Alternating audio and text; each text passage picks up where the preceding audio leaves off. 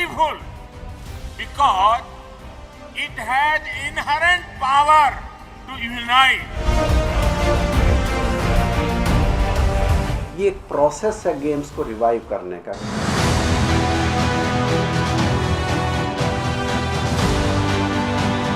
We are looking at is art, culture and traditional games. इसमें 21 country के representatives participate करने जा रहे हैं। This Pythian games can be used as a tool for cultural diplomacy, for promoting peace, for promoting harmony.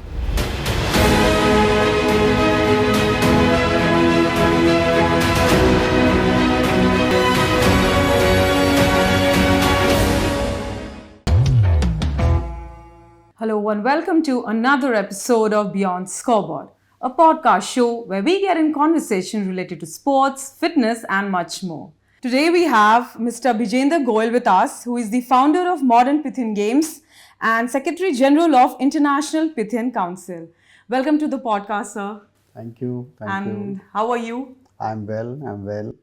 Sir Pythian games की बात करते हैं। अभी हाल फिलहाल में ओलंपिक गेम्स हुआ, वो ख़त्म हुआ है और दोनों की हिस्ट्री देखें, पिथियन गेम्स और ओलंपिक्स की एक ही है, एक जगह से ही आई है, ग्रीस से ही आई है, एथेंस से ही आई है।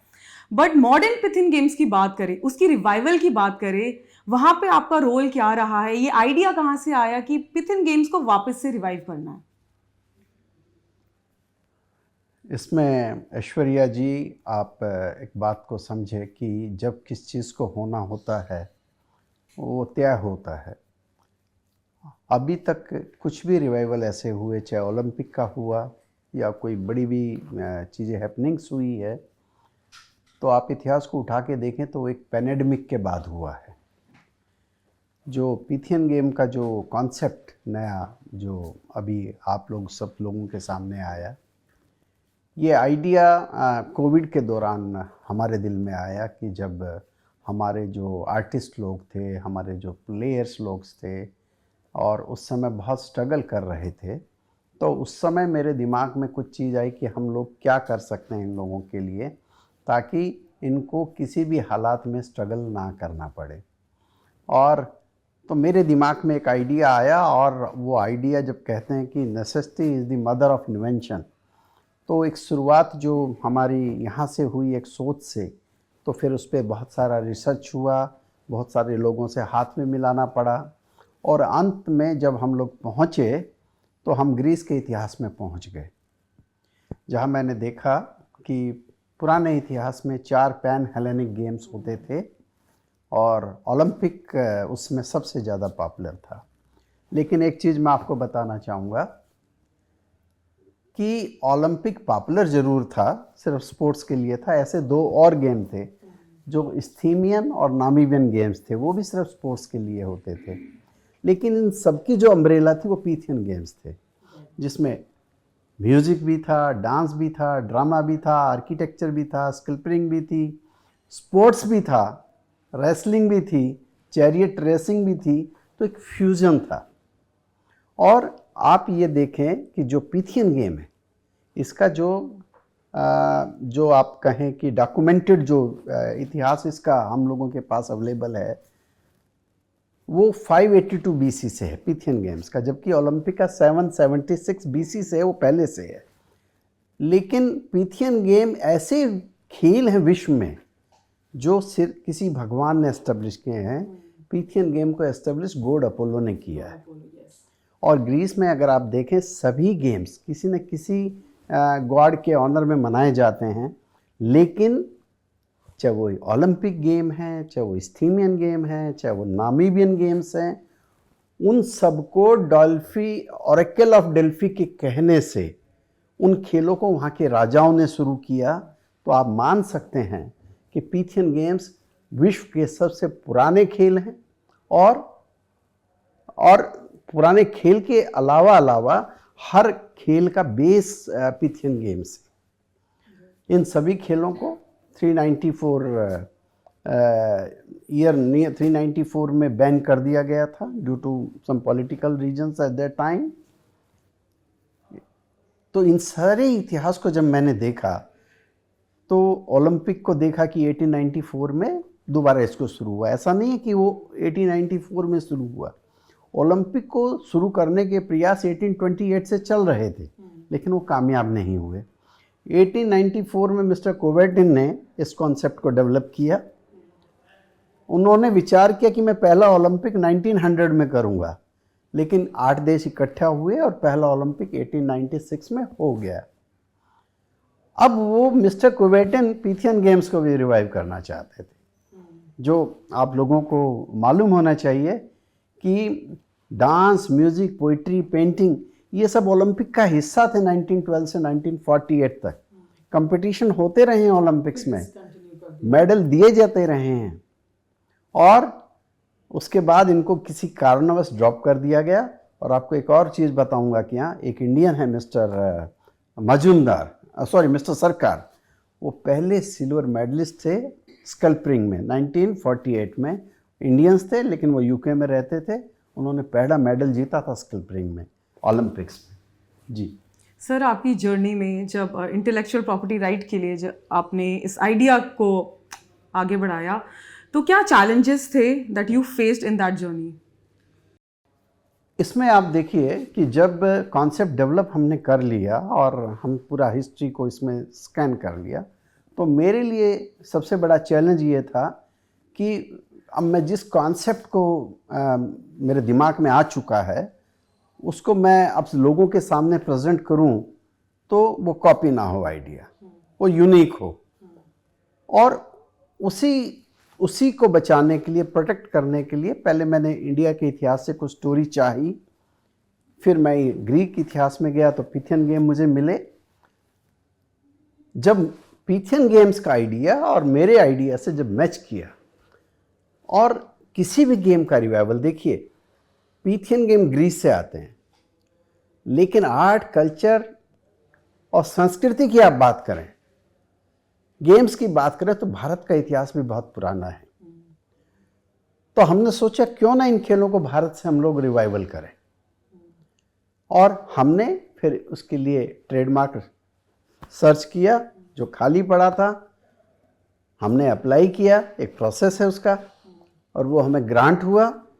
और I think this was the luckiest day Bharat के इतिहास में, क्योंकि हमारे जो इंडिजिनियस गेम्स हैं, चाहे हमारी कबड्डी है, चाहे हमारी कुश्ती है, चाहे हमारी रेसलिंग है, और हमारे डांस है, हमारे बहुत सारी ऐसी कलाएं हैं जिनके intellectual property right, trademark rights हमारे पास नहीं है, दूसरे देशों के पास है। और ऐसा पहली बार हुआ है जब हिंदुस्तान ने इस तरह के, और वो भी इतने हिस्टोरिकल गेम्स के, जो ओलंपिक, नामीबियन और स्टीमन गेम्स के, जिसको आप मदर भी कह सकते हो, फादर भी कह सकते हो, उस गेम के इंटेलेक्चुअल प्रॉपर्टी राइट भारत ने एक्वायर किए। और इसको एक्वायर करके हमने देश के राष्ट्रपति जी को और देश के प्रधानमंत्री जी को भी बता दिया है कि हमने ये इंटेलेक्चुअल प्रॉपर्टी राइट्स हमने एक्वायर कर लिए हैं। अब उसके बाद अब उद्देश्य हमारा ये था कि एक कॉन्सेप्ट देखना, सपना देखना बड़ा आसान काम है। कुछ जब आप अच्छा काम करते हो तो आपको भगवान भी आपकी मदद करता है। तो मैं तो गांव से आता हूँ, मेरा ग्रीस में कोई कांटेक्ट नहीं था। जब मेरा कॉन्सेप्ट डेवलप हो गया तो हमने सोचा हम लोग ग्रीस से कैसे जुड़ें, हाउ टू कनेक्ट। तो भगवान से दुआ मांगी कि हे भगवान मुझे ग्रीस से कनेक्ट किया जाए। और मैं आपको सच कहता हूँ कि यहाँ नियत और नियति दोनों ने काम किया। मैं उस शाम तक मैं ग्रीस में कनेक्ट हो चुका था। सोशल मीडिया के मार्फत किसी लेडीज़ ने, किसी महिला ने, रानिया लंपू मैं नाम बताऊंगा आपको, उन्होंने मुझे कांटेक्ट किया कि mister Goyal you are doing a great work in Greek culture, how I can help you. मैंने कहा I want to connect with this organisation in Delphi, how you can help me. She said yes I am the ambassador, and she connected with the whole Greece. हमारा 3-4 दिन meeting हुआ। उन लोगों ने हमें वहाँ आने के लिए बोला, लेकिन यहाँ फिर एक और मिराकल हुआ। वहाँ से मुझे प्रधानमंत्री, जो ग्रीस के प्रधानमंत्री हैं, उनके एडवाइज़र का फ़ोन आया कि आप मिस्टर गोयल हैं, कि आप फाउंडर हैं पिथियन गेम्स के। हमारे यहाँ डेल्फी इकोनॉमिक फोरम है, जिसकी हमारी देश की राष्ट्रपति उसकी अध्यक्षा हैं, और हमारा 7 से लेके उस वीक में वहाँ कोई बहुत बड़ा कॉन्फ्रेंस होने वाला है, क्या आप इसको वहाँ कॉन्सेप्ट को रिवील करेंगे? मुझे क्या चाहिए था? मुझे ऐसी जगह पे उस कॉन्सेप्ट को बताने का मौका मिल रहा था कि जहाँ इस खेलों का जन्म हुआ, तो ये भगवान ने मुझे बुला लिया वहाँ पे। मैं गॉड अपोलो और मैं वहाँ चला गया, और मुझे, आप विश्वास नहीं करेंगी, ग्रीस सरकार ने, डेल्फी इकोनॉमिक फोरम ने मेरे आने का, जाने का टिकट भी उन्होंने हमारा खर्चा उठाया, और हम लोग वहाँ गए और हमने पहली बार 2022 में इस कॉन्सेप्ट को पूरे विश्व को बताया। तो जैसे ही हमने इस कॉन्सेप्ट को विश्व को बताया, ये कॉन्सेप्ट हमारा ग्लोबल हो गया। ऑनलाइन हम ऑलरेडी ग्लोबल थे। फिर हम दिल्ली आए, दिल्ली में आके हमने एक ऑनलाइन मीटिंग की। 92 countries with in 6 months, 92 countries के रिप्रेजेंटेटिव्स ने ऑनलाइन मीटिंग को ज्वाइन किया। दे से लेट्स रिवाइव द गेम्स। उसके बाद मेरा उद्देश्य था कि जो हमने सपना देखा है उसको हकीकत में कैसे तब्दील करें, क्योंकि सपने देखना बहुत आसान है, उनको हकीकत में पिरोना और फिर आपको सबकी सपोर्ट को मोबिलाइज करना और उनके लिए पैसे की व्यवस्था करना एक बहुत बड़ा चैलेंज होता है। लेकिन ये भी सच्चाई है कि नियत और नियति अच्छी हो तो आप कदम बढ़ाएंगे तो रास्ते अपने आप बन जाते हैं। Support from the organisations as well. Sir, government का क्या सपोर्ट रहा है इस चीज़ को लेके? देखिए, हमारे प्रधानमंत्री नरेंद्र मोदी जी की जो सोच है, उनका जो विज़न है, वो यूनिक विज़न है, और मुझे उनसे लाइफ में एक बार मिलने का मौका भी मिला है, और उनके विज़न को मैं बहुत अच्छी तरह समझ सकता हूँ। आज विश्व में आर्ट, कल्चर और ट्रेडिशनल गेम्स को शोकेस करने के लिए, compete करने के लिए कोई सिंगल प्लेटफॉर्म नहीं है। तो हमने प्रधानमंत्री जी को लिखित में सूचित किया है उनको कि ऐसा अब भारत ने इसके ट्रेडमार्क एक्वायर कर लिए हैं, और चूंकि पीथियन गेम्स आर्ट, कल्चर और स्पोर्ट्स तीनों के लिए है, तो हम लोग, हमारा जो फोकस है, now we want to be the single global online and offline platform for the art, for the cultures, various cultures and various traditional games, which is not covered by the Olympics, but we will create a platform for them, and we have already initiated. In the last December, you were also there. We started the Pythian Games Festival from first event that we held. And we have also seen the representatives from 22 countries. Some African countries were there, they participated. Now we are going to hold the first national cultural games. These games will be the first cultural games of the world, which will be now held from 12th to 15th December 2024. You see, when I developed the concept, I have already said in 2025 I am going to hold first international Para-Pythian Games. In 2026, I already declared will be hosting the first youth Pythian Games, and in 2027, I have already declared first Pythian Games will be held like Olympics in 2027 in Athens, Greece. We have already initiated the discussion. So this December event is a confidence building measure at our end, so that we can now conduct the international. Sir, participation का क्या criteria है? Age group कोई matter करता है या ethnicity कोई matter करता है? कौन कौन लोग इस चीज़ में पार्टिसिपेट कर सकता है और कैसे अपने आप को रजिस्टर करे इस गेम्स के लिए? हमने पीथियन गेम के माध्यम से मैंने कोशिश की है कि जो गवर्नेंस है वो लोगों को दी जाए, सिर्फ फेडरेशन तक ये चीज़ सीमित ना रहे। तो हमने ऑनलाइन ऑफलाइन प्लेटफॉर्म क्रिएट किया है, जिसमें हर आदमी को ये राइट दिया जा रहा है पार्टिसिपेशन का। हमने कोशिश की है, मेरा प्रयास है, ये धीरे धीरे चीज़ें डेवलप होंगी।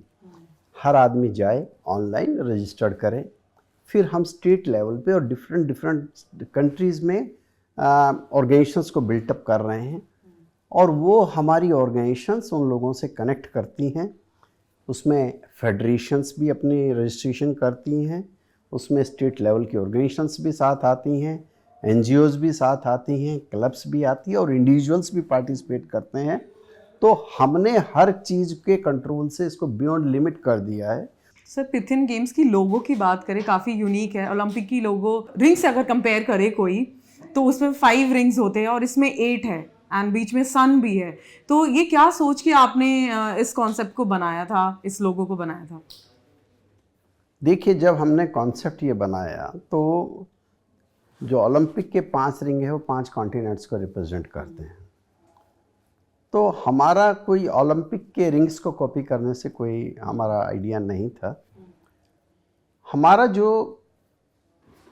हमने जो कैटेगराइज किया है पिथियन गेम्स को, वो 8 आर्ट कैटेगरीज में किया है। और अगर आप देखें हर रिंग का जो कलर है वो डिफरेंट, वो हर आर्ट के साथ उसको मैच करता है। तो हमारा पहला आर्ट कैटेगरी है म्यूजिक आर्ट, दूसरा है परफॉर्मिंग आर्ट्स, तीसरा है विजुअल आर्ट्स, चौथा है social arts, then language arts, then we have the digital arts, then we have given space to the architecture and ecology. अब मैं मार्शल आर्ट से आया तो हमने कहा कि पूरे विश्व में जूडो और ताइक्वांडो ऐसे जो गेम है जो ओलंपिक स्पोर्ट्स हैं, लेकिन थाउजेंड्स ऑफ मार्शल आर्ट्स ऐसे हैं जिनके पास कोई प्लेटफॉर्म नहीं है। हमने कहा मार्शल आर्ट्स को जोड़िए, और मार्शल आर्ट्स का कोई भी बच्चा आता है आज फीस देके खेलता है। फिर हमने कहा कि पूरे विश्व में हम लोग 1 टांग की दौड़ दौड़ते थे, 3 टांग की दौड़ दौड़ते थे, बोरा की दौड़ थी, पिट्ठू था, बहुत सारे हमारे ट्रेडिशनल गेम है। हमारे पास कोई प्लेटफॉर्म नहीं है। ऐसे ही दूसरे देशों में भी बहुत सारे गेम ऐसे ही हैं, लेकिन उनके नाम अलग अलग हैं। उनके लिए कोई वर्ल्ड का कोई प्लेटफॉर्म नहीं है। हमने उनको जोड़ दीजिए।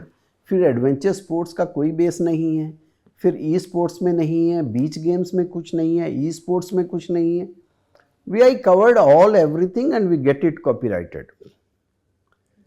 And we have started, we have combined the all events now, and we have experienced it in the last festival, and now we are going to conduct 30 events in the first cultural games, and you will see how we will organize it successfully. Sir, आपने indigenous games की बात करी, cultural games की बात करी, e sports भी include कर लिया है। How do you see this as a route for cultural diplomacy for the country?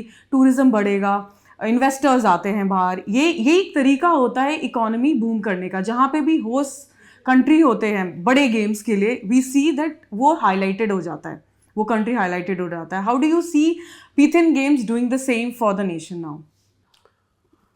Aishwarya ji, आप अगर कल्चरल टाइम्स की रिपोर्ट उठाएं 2014 की, आर्ट कल्चर की जो इंडस्ट्री है पूरे वर्ल्ड में, वो करीबन 600 बिलियन यूरो की मार्केट है। आज अगर हम उसमें ट्रेडिशनल गेम्स और जितने स्पोर्ट्स मैंने आपको बताए इनको जोड़ दिया जाए तो ये 1000 बिलियन यूरो को क्रॉस करता है। 1000 बिलियन यूरो का क्या मतलब है? 80,000 अरब रुपए की मार्केट है। अभी आपने कुछ नोटिस किया है कि जब से पिथियन गेम्स का जो उदय हो रहा है दिल्ली से, ग्रीस से भी लोग आए, कुछ कम देशों के डेलीगेशन आ रहे हैं। बांग्लादेश लीगल शेप ले चुका है, नेपाल ले चुका है, फिलीपींस ले चुका है, ग्रीस ले चुका है, कीनिया ले चुका है। बहुत कंट्री लीगल शेप अब उनके डेलीगेशंस इंडिया में आने लग गए हैं और वो एक्सप्लोर कर रहे हैं, वो ये देख रहे हैं कि इंडिया में क्या हो रहा है। अब जो फर्स्ट कल्चरल गेम्स होंगे उससे पूरे विश्व को ये आइडिया मिलेगा कि कल्चरल गेम कैसे खेले जाते हैं। इस आइडिया को लेके वो अपने देश में जाएंगे और दिल्ली, जहाँ चूँकि मैं यहाँ का निवासी हूँ और अंतर्राष्ट्रीय लेवल का भी ऑफिस यहीं एस्टेब्लिश किया है, तो पूरे विश्व का केंद्र दिल्ली बनने जा रहा है। जब पूरे विश्व का केंद्र दिल्ली बनेगा तो टूरिज्म कहाँ का बढ़ेगा? नहीं का बढ़ेगा। एम्प्लॉयमेंट किनको मिलेगा? जब टूरिज्म बढ़ेगा तो एम्प्लॉयमेंट किसको मिलेगा? देश के लोगों का। इकॉनमी किसकी बढ़ेगी? देश की बढ़ेगी। जब पिथियन गेम्स यहाँ होंगे तो इवेंट्स कितने बढ़ेंगे, कितने लोगों को रोजगार मिलेगा? तो इन सब नज़रों को देखें, आज अगर हम भी बैठे हैं तो आपको भी एक एंगेजमेंट मिली है एक इंटरव्यू करने की, तो इसी तरह पूरे देश के आर्टिस्ट का इंटरव्यू होगा, उनका एक्सपोजर मिलेगा, ग्लोबल एक्सचेंज बढ़ेगा। और जब ग्लोबल एक्सचेंज बढ़ेगा, आज स्पोर्ट्स डिप्लोमेसी की बात करते हैं तो स्विट्ज़रलैंड उसको लीड करता है।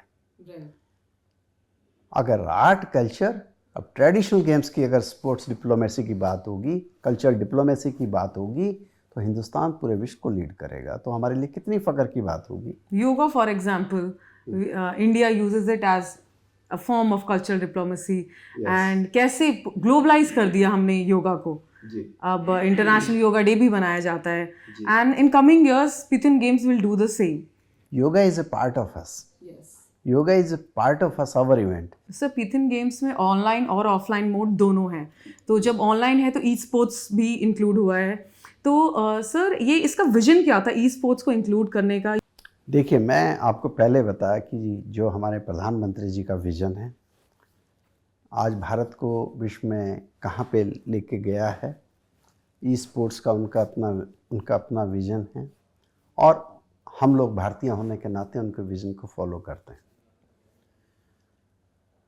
और हम एक थोड़ा सा योगदान उसमें अपना दे रहे हैं। आज की आने वाली जनरेशन, जो आज की जनरेशन है और आने वाली जनरेशन्स है, उसका ई स्पोर्ट्स में, वीडियो गेमिंग्स, इन सब चीज़ों में इंटरेस्ट बढ़ रहा है। तो अब वीडियो गेमिंग है, ई स्पोर्ट्स है, तो एक सेगमेंट क्रिएट किया गया है। पॉपुलैरिटी देखिए, हम लोगों को सबको इक्वलिटी की नज़र से देखते हैं। अभी हमें नागालैंड में, जैसे मैंने तो कुछ नहीं किया, हमारा तो एक कॉन्सेप्ट है, लेकिन नागालैंड में मेरा ई स्पोर्ट्स का इवेंट हो चुका है। हम कश्मीर में गए तो कश्मीर के बच्चों ने डांस, म्यूज़िक और कलारी पाइतू में प्रोग्राम किया। ऐसे ही हर स्टेट अपने अपने आर्ट कल्चर को लेकर बढ़ रही है, और हम उनको समर्थन देते हैं, सपोर्ट करते हैं, और पैसे की मदद भी हम लोग करते हैं।